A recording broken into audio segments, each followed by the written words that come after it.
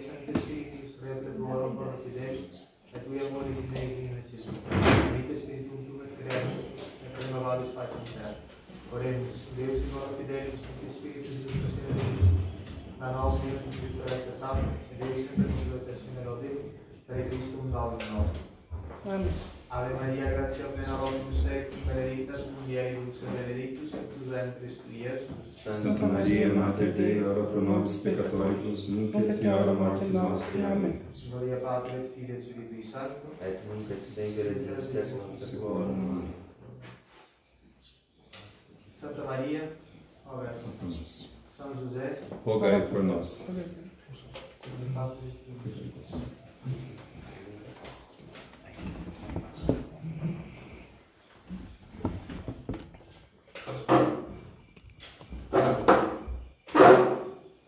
Bem, vamos fazer então a nossa conferência sobre a corredenção mariana, que essa conferência foi anunciada desde o começo, né, das missões aqui no Brasil, dessa visita.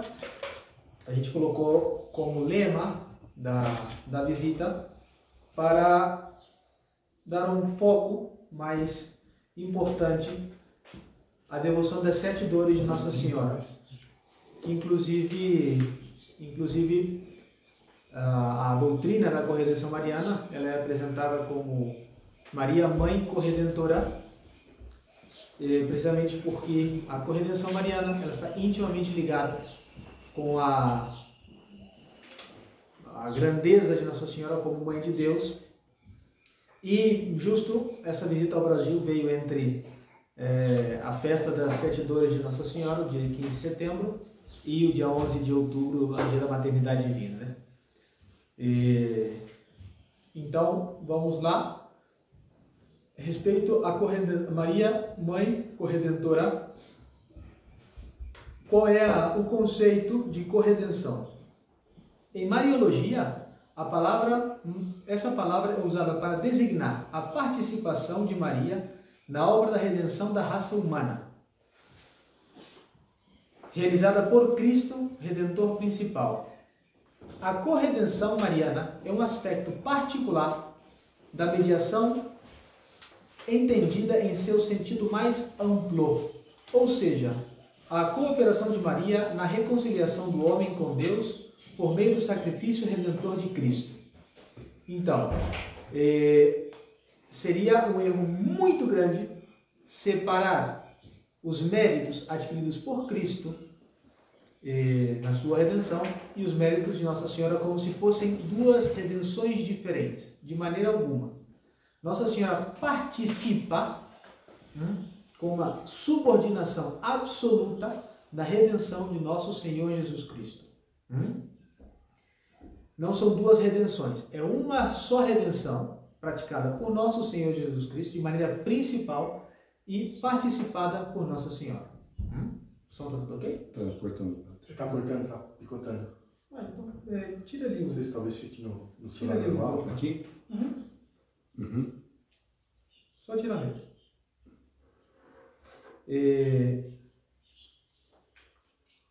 E essa mesma doutrina da corredenção, ela pode ser contemplada desde o aspecto objetivo, ou seja, como Nossa Senhora conseguiu para todos nós esses méritos, juntamente com Cristo, que foi sofrendo ao pé da cruz por todos nós, e desde o ponto de vista subjetivo, que corresponde à entrega de todas as graças por meio da sua mediação universal. Então, Nossa Senhora contribui com Cristo na adquisição da graça, enquanto a sua participação por suas dores ao pé da cruz, e além disso, na distribuição das graças. Esse é o conceito de corredenção.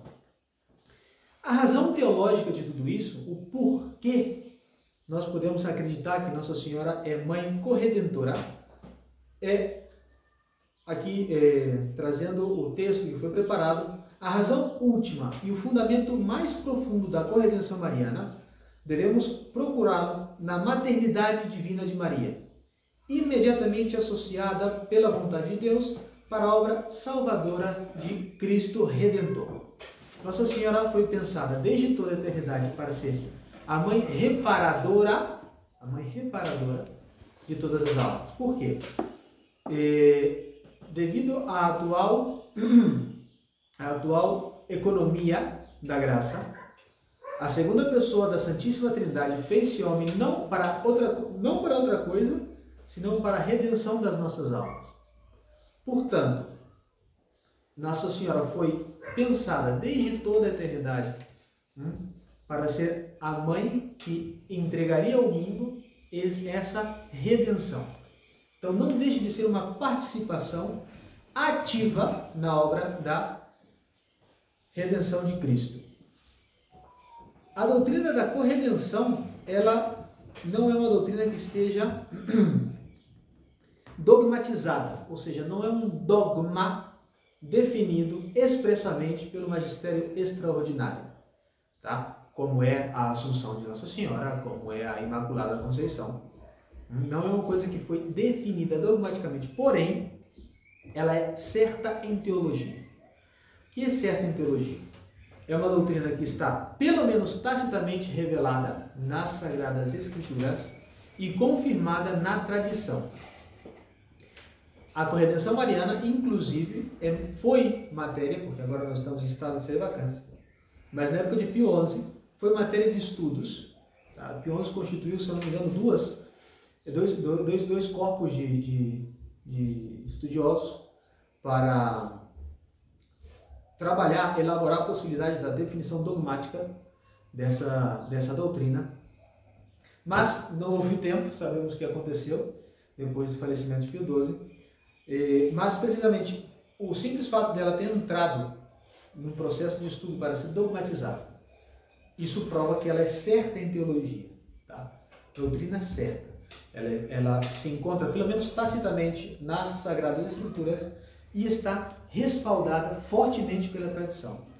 Enquanto a sua presença na revelação escrita nas Sagradas Escrituras, eu vou trazer aqui para os senhores um parágrafo do Padre Manuel Cuervo, que diz o seguinte: parece supérfluo dizer agora que a corredenção mariana não é encontrada nas Sagradas Escrituras de maneira expressa e formal, mas não se segue daqui que ela não seja encontrada nas Escrituras de alguma forma.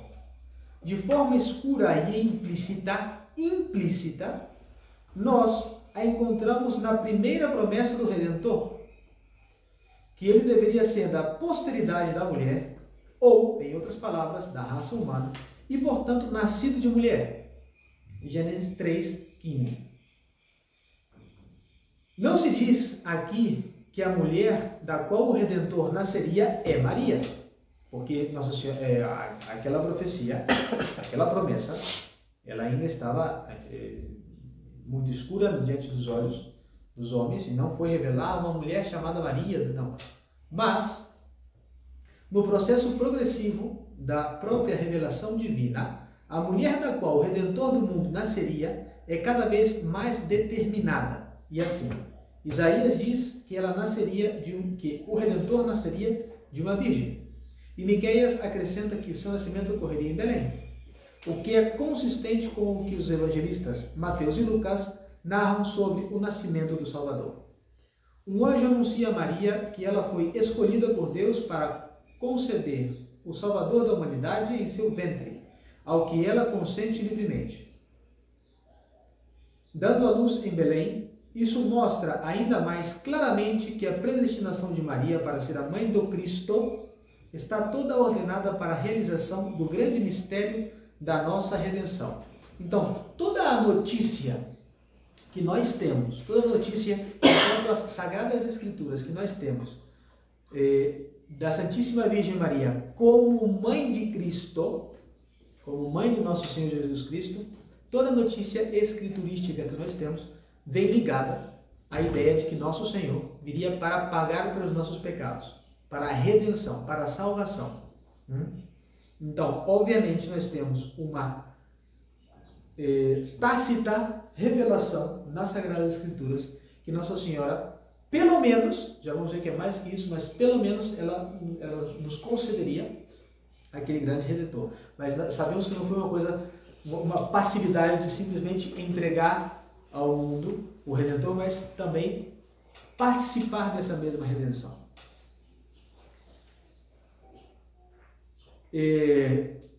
Essa doutrina, ela foi estabelecida também pela tradição da igreja. Seria interminável se eu trouxesse aqui o testemunho de cada um dos padres falando disso, mas então vamos ao testemunho mais seguro que há, que é a voz do Sumo Pontífice. Lembremos, quando há alguma divergência entre duas doutrinas, e não há nada estabelecido enquanto aqui o Papa não disse é assim ou é do outro jeito, ali nós podemos tomar uma ou outra linha de pensamento teológico, mas uma vez que o Papa define, mesmo que seja no seu magistério ordinário, que uma coisa deve ser acreditada ou seguida de tal maneira, já não é matéria de discussão. Para colocar um exemplo de como há algumas linhas teológicas que são contrárias, mas não é uma coisa definida. Santo Tomás de Aquino, com toda a sua escola, diz que o Redentor veio somente para a nossa salvação, de forma tal que, se não houvesse pecado original, não teríamos a união hipostática, não teríamos a encarnação de uma das pessoas da Santíssima Trindade. Isso é o que diz Santo Tomás com toda a sua escola. Por outro lado, a escola seráfica de teologia, os franciscanos, com São Boaventura à cabeça, eles dizem que sim, teríamos não redentor, não precisaria, mas teríamos uma encarnação da segunda pessoa da Santíssima Trindade, mesmo se não houvesse pecado original. Por quê? A explicação dos franciscanos é a seguinte: Deus cria todas as coisas para comunicar a sua própria bondade. Bonum diffusivus sui. O bem se difunde por si mesmo. Então Deus, ele é impelido a criar as coisas pela sua mesma bondade. Ele não tem necessidade de absolutamente nada. Mas como ele é bom e quer compartilhar a sua bondade, ele cria todas as coisas. Porque é melhor existir que não existir. É bom a comunicação da razão, e assim vai. Então Deus cria todas essas coisas porque ele é bom. E a bondade é a comunicação entre o bem increado e a criatura. E isso não deixa de ser uma união. Porém, a máxima união possível entre o Criador e a criatura é a união hipostática. O que ocorre com o nosso Senhor. Duas naturezas, natureza humana e natureza divina, que participam de uma só personalidade. Essa é uma união grandíssima, que não pode haver outra, maior do que essa, entre o Criador e a criatura. Então os franciscanos dizem que, sim, Deus poderia ter produzido a união hipostática para coroar toda a criação. Então nós vemos duas doutrinas totalmente opostas. Não há nenhuma definição de que é uma heresia uma ou sim a outra, porque são elucubrações do que em teologia nós chamamos de estudo dos impossíveis. Porque é um impossível histórico pensar o que aconteceria se não houvesse pecado original, porque houve, porque e não podemos voltar podem atrás. haver divergências. Depois eu dou espaço para pergunta. Então isso se chama estudos impossíveis, que os estudos impossíveis também têm a sua regra, né? Não podemos estudar um possível metafísico, estudar um círculo quadrado. Mas alguns impossíveis, como o impossível histórico, ele pode ser estudado para tirar dali conclusões. Então nós vemos duas doutrinas contrárias, mas que estão abertas à escolha. Eu, sinceramente, eu acho plausível a explicação dos franciscanos, da escola de teologia franciscana, e me inclino a ela. É uma liberdade que as coisas não definidas nos dá. Mas quando a autoridade máxima da igreja define que uma verdade é certa, por mais que ela não seja dogmaticamente revelada, tá? Dogmaticamente revelada, ela não pode ser contradita. E aqui vamos trazer aqui o testemunho dos últimos sumos pontífices, desde Pio IX até Pio XII, de como eles falam da corredenção de maneira claríssima, que nem precisa de explicação. Trazer somente uma citação de cada um deles. Poderiam ser várias, mas se tornaria bem longo tudo isso. Então, Pio IX, na sua bula Ineffabilis Deus, que é a bula da proclamação dogmática da Imaculada Conceição, diz assim, Pio IX: portanto, assim como Cristo, o mediador de Deus e do homem, tendo assumido a natureza humana e apagado o escrito do decreto que nos era contrário, pregou triunfante na cruz, assim também a Santíssima Virgem, unida a ele com um vínculo muito estreito e indissolúvel, exercendo com ele e por meio dele a sua inimizade eterna contra a serpente venenosa e triunfando sobre ela completamente, e assim esmagou a sua cabeça com seu pé imaculado. Claro testemunho da participação de Nossa Senhora no ato de pisotear a cabeça do demônio. Mas aqui os testemunhos vocês vão fazendo mais claros progressivamente. Leão XIII, na encíclica Iucunda Semper. De pé, junto à cruz de Jesus, Maria, sua mãe, estava ali, penetrada em nossa direção com intenso amor, que a tornou a mãe de todos nós, oferecendo seu próprio Filho à justiça de Deus e agonizando por sua morte em sua alma, atravessada por uma espada de dor. São Pio X, na encíclica Ad Diem Illum, a consequência dessa comunidade de sentimentos e sofrimentos entre Maria e Jesus é que Maria mereceu ser a mais digna reparadora, vejam só, a mais digna reparadora do mundo perdido e, portanto, a dispensadora de todos os tesouros que Jesus conquistou para nós com seu sangue e morte. Vejam que aqui nós temos uma declaração não tácita, senão claríssima dos dois aspectos da corredenção, o aspecto subjetivo, objetivo, chamando Nossa Senhora de digna restauradora do mundo perdido, realmente participando da restauração junto ao pé da cruz, e depois a corredenção desde seu ponto de vista subjetivo, que é a entrega das graças e a dispensadora de todos os tesouros de Jesus Cristo. São Pio X. Bento XV, na sua encíclica Intersodalitia. Os doutores da Igreja geralmente ensinam que a bem-aventurada Virgem Maria, que parecia ausente na vida pública de Jesus, estava, no entanto, presente ao seu lado quando ele foi para a morte e foi pregado na cruz, e estava lá por disposição divina. De fato, em comunhão com seu filho, padecente e moribundo, ela suportou a dor e quase a morte, abdicou dos seus direitos maternos sobre seu filho para obter a salvação dos homens, e para apaziguar a justiça divina, na medida em que dependia dela, imolou o seu filho, de modo que se pode dizer com razão que ela redimiu a raça humana com Cristo. Mais claro impossível. Por essa razão, todas as graças que extraímos do tesouro da redenção nos vêm, por assim dizer, das mãos da Virgem Dolorosa.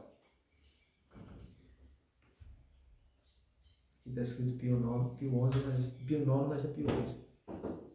Bem, Pio XI, na encíclica Explorata Res Est.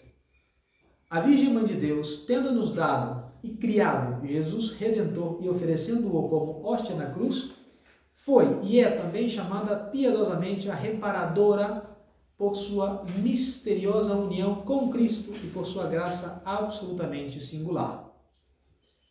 E por último, Pio XII, na encíclica Aurietis Aquas, fazendo uma oração a Nossa Senhora, diz: tendo Deus desejado que, na realização da redenção humana, a bem-aventurada Virgem Maria estivesse inseparavelmente unida a Cristo, de tal modo que a nossa salvação é fruto da caridade de Jesus Cristo e de seus sofrimentos intimamente associados ao amor e às dores de Maria, é inteiramente razoável que o povo cristão, que recebeu a sua vida de Jesus Cristo por meio de Maria, depois de prestar a devida homenagem ao Sacratíssimo Coração de Jesus, também preste homenagem ao coração amorosíssimo de Jesus, e é inteiramente razoável que o povo cristão, que recebeu a sua vida divina de Jesus por meio de Maria, depois de prestar a devida homenagem ao Sacratíssimo Coração de Jesus, também demonstre ao coração amorosíssimo da Mãe Celeste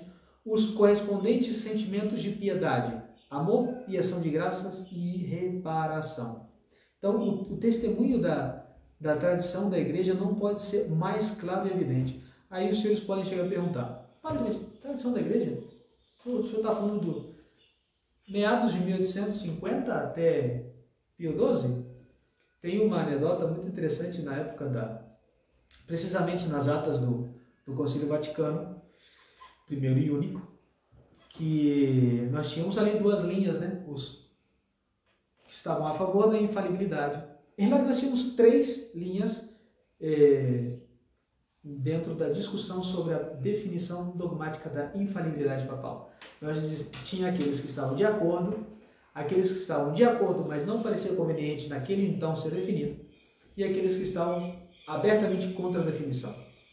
E um dos que estavam contra a definição, agora eu não vou lembrar o nome dele, poderia ter notado, mas não lembrei o nome dele, ele diz para Pio IX, mas santidade, a doutrina da infalibilidade papal não está na tradição. E ele assim diz, ele bateu nas costas do cardeal e disse: Eminência, eu sou a tradição. O Papa é precisamente quem diz o que uma doutrina é verdadeira ou não, é tradicional ou não. Porque é precisamente a voz de Cristo na terra. O Papa Leão XIII disse na encíclica Preclara Gratulationes, que diz: nós que fazemos as leis de Deus sobre a terra. Então, uma vez que o Papa define uma coisa, mesmo que seja uma encíclica, mesmo que seja de uma maneira puramente ordinária, no magistério ordinário, já não é matéria de discussão. Mas, para trazer aqui algum aspecto de uma tradição mais antiga, não é necessário, mas vem ao caso, o magistério da Igreja sobre a corredenção mariana baseia-se, como vimos, no testemunho implícito das Sagradas Escrituras e no testemunho claro e explícito da tradição cristã. Seria muito longo se quiséssemos listar aqui uma série muito incompleta dos testemunhos da tradição. Basta dizer que, desde São Justino e São Irineu, século II, até os dias de hoje, dificilmente há um santo padre ou escritor sagrado que de alguma maneira não fale em termos cada vez mais claros e expressivos do ofício de Maria como a nova Eva e a corredentora da humanidade em perfeita dependência e subordinação a Cristo. E aqui é um comentário muito interessante. Por que Nossa Senhora é chamada Nova Eva? Eu comentei com os senhores aqui um dos aspectos do estudo teológico, o aspecto do estudo dos impossíveis. O que mais se estuda é o impossível histórico. O que teria acontecido se tal coisa houvesse passado ou não? Uma das perguntas é: o que teria acontecido se Adão e Eva não tivessem pecado? O que teria acontecido se só Adão tivesse pecado? O que teria acontecido se só Eva tivesse pecado? O pecado original ele se produziu não pelo pecado de Eva, senão pelo pecado de Adão. E assim, o nome pecado original traz o seu nome por causa da origem do gênero humano. Quem é a origem do gênero humano? Adão e Eva. Adão. Porque Eva foi tirada de Adão. Então, a cabeça da humanidade é Adão. Vejam só o que chega a definir a teologia. Se somente Eva houvesse pecado e Adão não, obviamente existiria o pecado pessoal dela, mas não haveria pecado original. Porque não há falta na origem da natureza.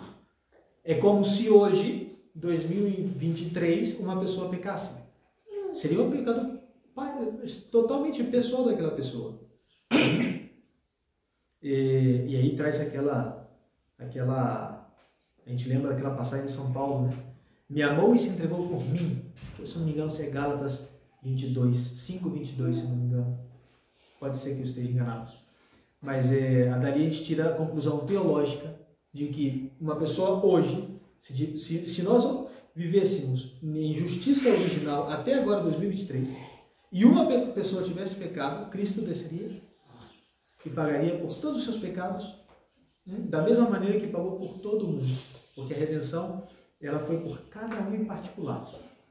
Vejam só a quantidade de coisas que nós podemos tirar do estudo dos impossíveis em teologia. Mas, voltando ao assunto, o pecado original ele veio pelo pecado de Adão, participando desse pecado Eva. De forma tal que se somente Adão tivesse pecado e Eva não, teríamos sim pecado original. Então vejam só, é a falta de Adão participada pela falta de Eva. Essa falta produzida ao pé de uma árvore, consumindo uma fruta. E como Deus é poético, Deus é um artista, ele quis reparar esse pecado com outro homem principal, muito mais perfeito, e outra mulher muito mais pura, mas que o homem fosse, que aquele homem, na ocasião, em outra árvore, com outros frutos, a cruz, que o homem reparasse pelo seu título principal, aqui no caso o título de ser Deus e homem verdadeiro, ele reparasse a falta, o pecado original, participando dessa reparação uma mulher, Santíssima Virgem Maria. Vejam como há uma perfeita analogia entre a caída original e a reparação do gênero humano. Adão e Eva, juntos, cometeram o pecado original. Mas, ali, o principal culpável foi Adão. Sem Adão não teríamos pecado original. Mas Eva participou daquele tropeço. Da mesma maneira, na redenção, o Redentor principal e absoluto é Cristo. Mas Nossa Senhora participa dessa redenção, sendo a mãe corredentora. E, para render um culto a Nossa Senhora, um culto às suas dores, que além de ser um ato de piedade, um ato de caridade, é um ato de justiça. Porque nós devemos ser gratos para com aqueles que nos fazem benfeitorias. Claro, a gratidão é uma coisa que a gente ensina para as crianças. Uma das primeiras coisas que a gente ensina para as crianças. Diga obrigado, agradeça. E a gratidão é um dever de justiça, é uma virtude que provém da justiça. Ser agradecidos é ser justos. Então, nós devemos agradecer a Nossa Senhora por tantas dores, por tantos padecimentos, por causa das nossas faltas, porque ela não tinha nenhuma, imaculada desde o primeiro instante da sua conceição. E então, nós temos nessa pequeníssima devoção, pequeníssima, uma Ave Maria por cada dor de Nossa Senhora. E eu, para ensinar as crianças o catecismo, eu realmente cronometrei. São 2 minutinhos de relógio. 2 minutos. Rezando até pausadamente. Máximo 3 minutos. De contemplação e oração. Meditando sobre as dores de Nossa Senhora. E vejam só quais são as promessas, que se vê em revelação privada, mas quais são as promessas que Nossa Senhora deu a Santa Brígida. Posso estar equivocado, mas se não me engano, Santa Brígida falece em 1344. Mas Santa Brígida recebe essa revelação da devoção das 7 dores de Nossa Senhora. E Nossa Senhora profere essas 7 promessas. Das promessas, a 6ª me impressiona. Todas me impressionam e todas me interessam, mas de maneira particular. A 6ª me impressiona e a 7ª me interessa. Cada uma delas, as promessas. Depois a gente vai às dores. Primeira promessa, porém, paz em suas famílias. Segunda promessa, serão iluminados sobre os divinos mistérios. Terceiro, consolá-los em suas penas e acompanhá-los em seus trabalhos. Quarto, conceder-lhes-ei tudo o que lhe pedirem, contanto que não se oponha à vontade de meu adorável Filho e à santificação das almas. Quinta promessa, defendê-los-ei nos combates espirituais contra o inimigo infernal e protegê-los-ei em todos os instantes da sua vida. E aí vem a primeira que me impressiona. Assistir-lhes-ei visivelmente no momento da morte e verão o rosto da sua mãe. Vejam, o momento mais crítico da nossa existência, podemos ter momentos mais importantes. A nossa conversão, a ordenação sacerdotal, o dia do casamento, mas o momento mais crítico da nossa existência é o momento da morte.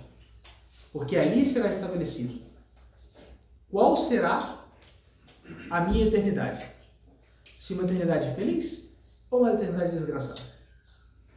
Passaremos aqui 60, 40, 15, 20, 80, quantos anos sejam, mas depois teremos uma eternidade de glória ou uma eternidade de penas. E isso se define no momento, no instante da morte. E ter Nossa Senhora presente ali, visivelmente, é uma grandíssima ajuda. Espanta todos os demônios. É revelação privada? Sim, não nego. Mas acreditada e seguida por vários séculos já na igreja, revelações de Santa Brígida. E a última promessa, que é a que me interessa aqui, que eu também digo que lhes interesse, e que façam o que eu estou fazendo agora, porque precisamente Nossa Senhora diz: obtive de meu filho que os que propagarem esta devoção às minhas lágrimas e dores sejam trasladados dessa vida terrena para a felicidade eterna, diretamente, sem passar pelo purgatório, pois ser-lhes-ão apagados todos os seus pecados, e o meu filho e eu seremos a sua eterna consolação e alegria. Uma promessa de passar dessa vida diretamente para o céu, obviamente passando pelo purgatório na terra, tá? Porque todos devemos pagar as nossas faltas. E, para concluir, fazer somente um comentário sobre cada uma das dores de Nossa Senhora, que, como eu disse, cumprir essa devoção não gasta mais de 3 minutos. Primeira dor de Nossa Senhora, a profecia do ancião Simeão. Quando Nossa Senhora recebe por primeira vez o anúncio de que Nosso Senhor seria uma pedra de tropeço, um sinal de contradição. E uma coisa que é muito importante que as pessoas saibam: Nossa Senhora é a criatura mais perfeita a sair das mãos de Deus, de uma inteligência singularíssima. Nossa Senhora teve uso de razão desde o primeiro instante da sua concepção. Desde o primeiro instante da sua concepção imaculada, Nossa Senhora tinha uso de razão. Nossa Senhora conhecia como melhor que qualquer outro doutor as profecias que anunciavam o nascimento do Redentor, como ele teria que redimir o mundo, e por aí vai. Então, ela já recebe, tendo a capacidade intelectual que ela tem, o conhecimento das profecias, ela já recebe ali, Nosso Senhor recém-nascido, a profecia, a nova profecia, que Nosso Senhor seria um sinal de contradição. Obviamente que a mãe sofre quando recebe o anúncio de que seu filho será perseguido. E aí entramos na segunda dor de Nossa Senhora, que é a fuga para o Egito. Que já vemos que Nosso Senhor, com no máximo 2 anos, tem que fugir, porque Herodes já queria procurá-lo para matar.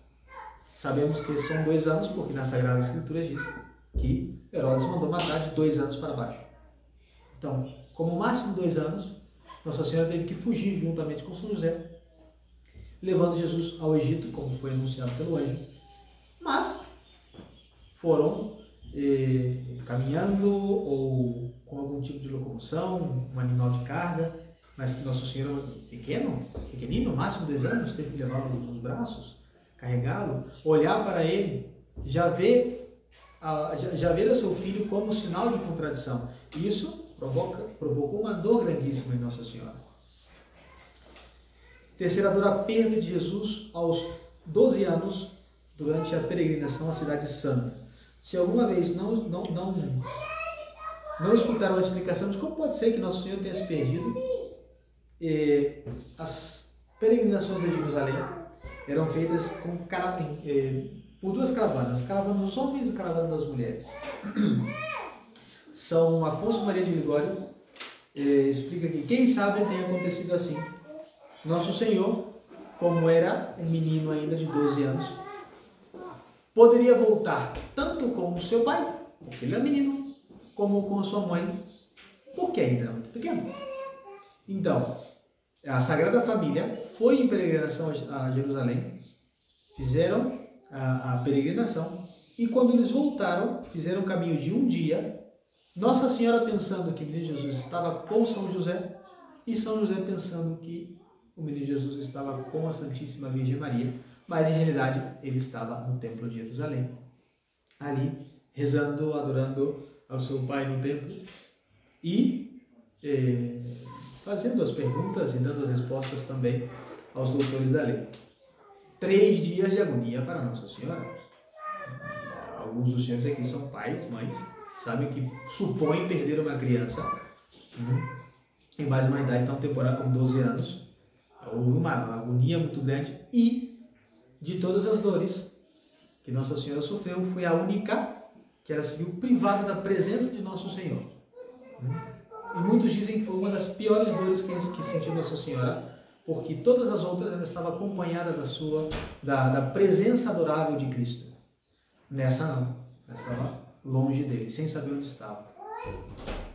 A quarta dor é o caminho para o Gólgota, quando os Sagrados Corações, carregados de dores, traspassados pela mesma espada de dor, se encontram. Nosso Senhor já condenado à morte, já flagelado, já curado de espinhos, subindo o Monte Calvário para ser ali crucificado, e ele se encontra com a sua mãe dolorosa. Depois nós temos a crucifixão de Nosso Senhor, que é importante dizer que muitas vezes os artistas, para representar aquela cena, às vezes colocam Nossa Senhora como desmaiando, como se ela tivesse poucas forças ali naquele momento. Porém, o evangelista que relata com mais precisão a cena da crucifixão de Nosso Senhor é São João Evangelista, porque ele estava ali presente. E no texto grego, que logo foi traduzido ao latim, o verbo que é utilizado para anunciar que Nossa Senhora estava ali não é um verbo que simplesmente expressa a sua presença. Senão, estava, no latim nós lemos Stabat Mater Iusta Stabat Mater Iesu. Stabat Mater Iesu. Isso não quer dizer somente que ela estava ali. Se fosse assim, teria que ser Erat Mater Iesu. O verbo stare, e na conjugação ali, Stabat Mater, a mãe estava ali, a mãe de Jesus estava ali. O verbo stare em latim quer dizer estar firme, como a continência do soldado. Isso significa o verbo ali, stabat. Ela estava firme, estava reta, como um soldado realmente fazendo a continência. E dali nós tiramos a conclusão de que Nossa Senhora estava ali dando forças para Nosso Senhor também.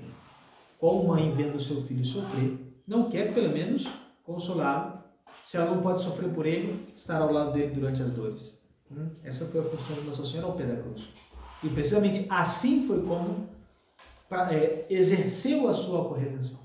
Estando ao pé da cruz, oferecendo a Deus aquele sacrifício do seu filho. Depois nós temos a deposição da cruz, quando Nossa Senhora recebe em seus braços a Nosso Senhor já desanimado. E a meditação ali é como Nossa Senhora entregou ao mundo a beleza suprema, desde todos os pontos de vista. Ela entregou ao mundo a perfeição infinita, e nós devolvemos um homem feito uma chaga pelos nossos pecados. E por último, a sepultura de Nosso Senhor. Meditar ali como Nossa Senhora cuidou do corpo já desanimado de Nosso Senhor. Colocou o bálsamo com tanto carinho, com tanto amor, como a todas as outras coisas que ela tinha feito para Nosso Senhor. Como ela exerceu ali como a sepultura de Nosso Senhor com todo o amor e todo o carinho, porque ela sabia que ela tinha sido escolhida desde toda a eternidade para ser a mãe do Redentor e que a redenção teria que ser o sacrifício da mesma vida do Redentor. Mas com uma fé grandíssima, invariável, de que 3 dias depois Nosso Senhor ressuscitaria como Ele mesmo tinha anunciado. Então, essa foi a conferência sobre a corredenção mariana. Primeiro foi dada uma base teológica de como essa doutrina certa em teologia, seria o mínimo que seria uma impiedade negar. Mínimo seria impiedade negar isso. E depois uma prática dessa devoção, uma prática tão pequena, com promessas tão grandes. Podemos rezar uma Ave Maria para concluir. Logo continuamos com as confissões e rezamos a Santa Missa. Em nome do Pai, do Filho e do Espírito Santo. Amém. Ave Maria, cheia de graça, o Senhor é convosco.